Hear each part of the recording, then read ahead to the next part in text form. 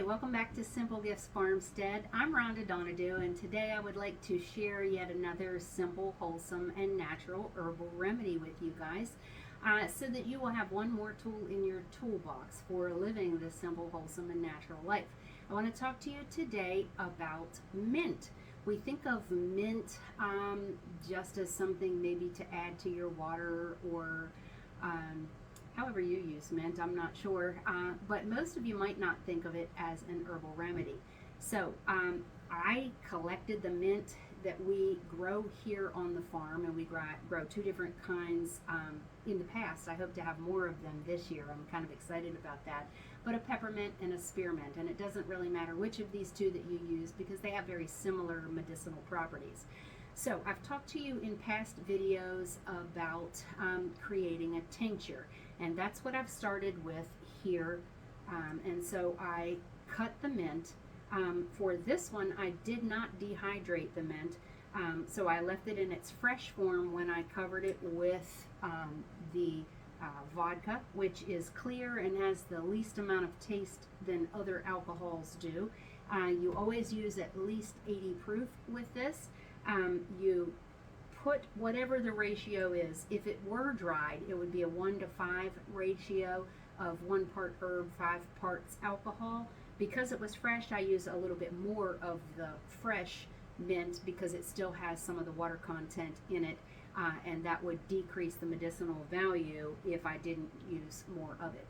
So I put the mint in the jar, I covered it with alcohol, I put the lid on, I put it in a cool, dark place, which for me is in a cabinet.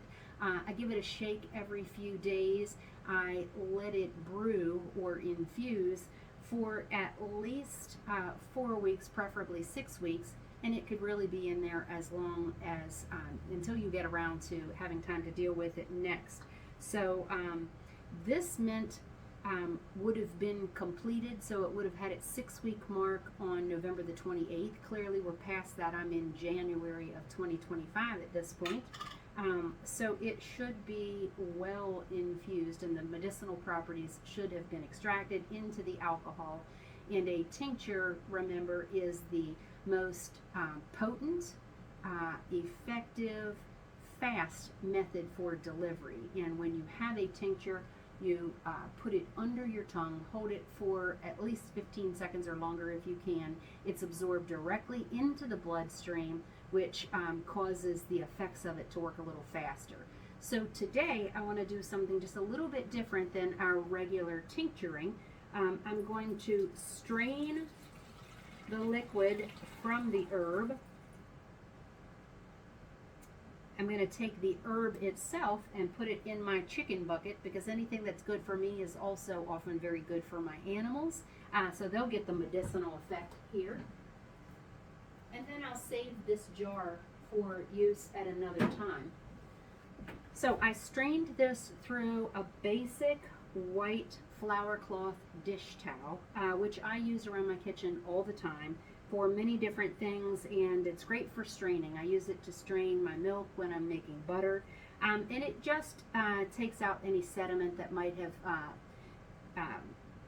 settled into the bottom of the jar that I'm infusing in.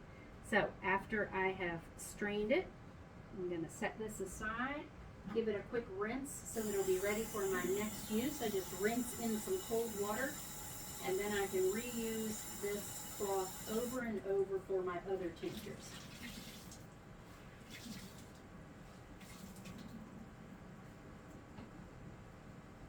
So at this point, I have a nice green, I don't know whether you can see that there, I don't want to spill it out of the bowl, but a nice green tincture that is just mint tincture. So what is the medicinal value of mint? Often people will use peppermint essential oils the same way that we can use this mint tincture, and it is good for headaches, and I'm going to put it in a drinkable form. So that's not just a tincture, although you can use it as just a tincture, but I'm going to add some local raw honey to it. It's again great for headache. It's good as an expectorant, which means it makes your coughs productive. And it's also good for a diuretic. So if you feel like you're carrying extra water weight or something like that, and you need to have that effect, it's also good for that. So mint tincture, and we're going to add the local raw honey. Don't have a specific amount to tell you for this, so I'm going to say to use this for taste. If you don't want the honey and you don't want the sugar effect of that, you don't have to use the honey. I think it just makes it a little bit more palatable, especially if you are going to take it for coughs. As far as the headache, I don't know whether the honey, which all raw honey is good for you, and it has its own great medicinal values there. So it's just going to add to the effect of the mint. So I'm going to just sort of eyeball this a bit and just take a guess. If I feel like we need a little bit more, I could add a little bit more later.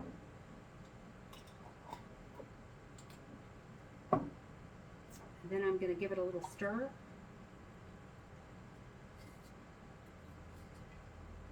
And then I'm going to bottle it.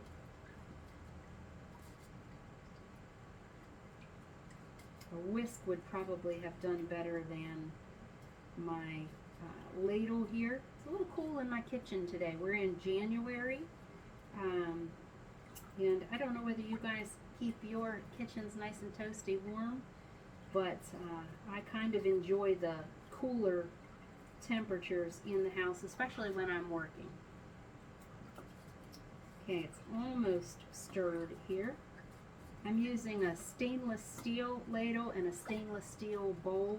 You just want to use something that you know is clean and doesn't have any anything in there that would contaminate your mixture. Okay, I believe that I have it pretty well stirred in there, and I'm going to use the 8-ounce amber bottles. Why an amber bottle? It just protects from light, and it keeps the mixture fresh just a little bit longer. And when I say a little bit longer, how long is it fresh? Well, tinctures can stay on your shelves indefinitely. They don't go bad. You don't need to refrigerate them. As long as it is functioning as you want it to, it is still good. There's nothing in there that's going to have an expiration date. Honey is one of those things that lasts indefinitely, and so does alcohol. And so it just happens to be infused with the medicinal property of an herb. Okay, I think we're about full there. And I'll put a lid on it. I'll put a label on it. And it's ready for headache, expectorant, diuretic. So it's a mint tincture with honey. You can kind of picture this a little bit like a toddy, a hot toddy. You don't necessarily have to heat it. It's good if it's cold. And as far as dosage, I would say start with perhaps a tablespoon. If a tablespoon's not quite enough, you could take as much as what would be the equivalent of a shot. And it's going to make you sleep well. Again, hopefully take away a headache and just make you feel good. So I hope you guys feel good the rest of today. Hope you have a simple, wholesome, and natural life, and that you enjoy this day, and that if you have a wonderful day, that you give God all the credit for it. Again, thank you for visiting me here on Simple Gifts Farmstead. Hope that you'll come back. And if you want to be notified when we have the next videos, I would suggest that you like and subscribe to our channel, and that way you'll know when we have the next thing coming out. That benefits us as well, so that we are able to get the word out to more people. We thank you for joining us here. Share the video if you feel like you have friends who would benefit from this, and we look forward to seeing you next time. Have a great day.